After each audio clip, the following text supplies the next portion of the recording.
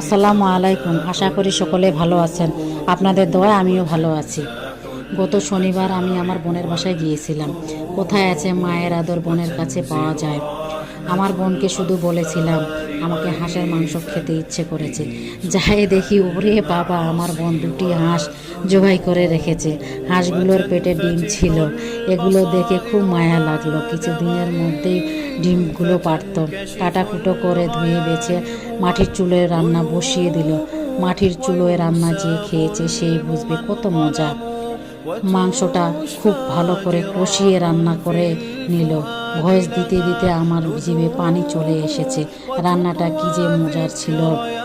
আমরা যাব শুনে আমার বোন সকাল থেকে কষ্ট করে চালের রুটি আর খাঁটি গাভীর দুধ দিয়ে হালুয়া রান্না করে রেখেছে। সুজির হালুয়াটাও ছিল অনেক মজার। ভিডিওটা আজকে এই পর্যন্ত। আবারও দেখা হবে পরের ভিডিওতে। আল্লাহ হাফেজ।